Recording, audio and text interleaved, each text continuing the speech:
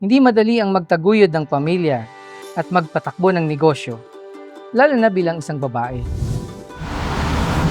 Ngayong Women's Month, kilalanin natin ang sipag at dedikasyon ng ating kasuising para abutin ang tagumpay. Magandang araw po ma'am, bati po muna tayo sa ating mga viewers. Magandang umaga po sa inyong lahat. Ako po si Mary Nessa Magnay ng Arnella Nisay Store. 13 years na suising. So ma'am, nandito po kami para alamin ano po ba yung mga challenges ninyo dito sa pagtitinda? And gusto namin malaman, share nyo naman, paano nyo nalampasan yung mga challenges na yon?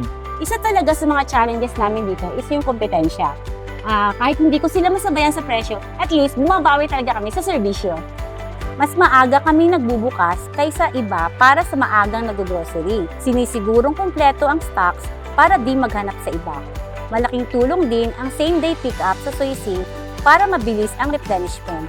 At tumatanggap ng orders via messenger at may offer na delivery service. Pangalawa, yung aming mano-manong operation dati. Mahirap kasi mag-monitor ng benta at saka ng inventory ng tindahan. Nang mag-offer ang suising ng POS and Customer Loyalty Program, naging mas mabilis at maayos ang aming sistema. Yan, so bukod sa sistema at saka ating serbisyo, kasama natin ngayon si Sir dito ma'am.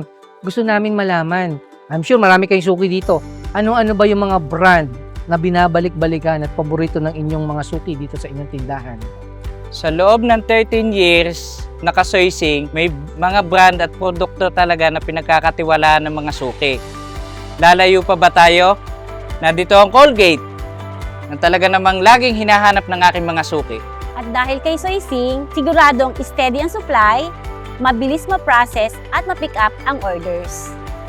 Palaging patas ang presyo at kumpleto ang paninda. Sila ay totoong partner sa paglago. Ngayong Women's Month ma'am, gusto natin malaman ano yung maipapayo niyo sa ating mga kababaihan na negosyante. Kilalanin natin ang ating sarili bilang isang babaeng negosyante. Kailangan tayong mag-multitasking. Kasi tayo ay isang ina, manager, purchaser, at cashier papagbisan. Kailangan nating mag-delegate sa mga mapagkakatiwalaang staff para magkaroon tayo ng me time. At pangalawa, humanap ng sistema na makakatulong para mapabilis ang operasyon sa tindahan at gumaan ang trabaho. Ako ma'am, naniniwala nga sa sinabi mo, no? Kapag suportado ka, talagang magiging maayos ang negosyo at ang pamilya. Sa bawat babaeng patuloy na lumalaban, may kwento ng tiyaga, tapang at katapatan. Colgate at suising, kasama ng mga negosyanteng babae, sa bawat ngiti, sa bawat tagumpay.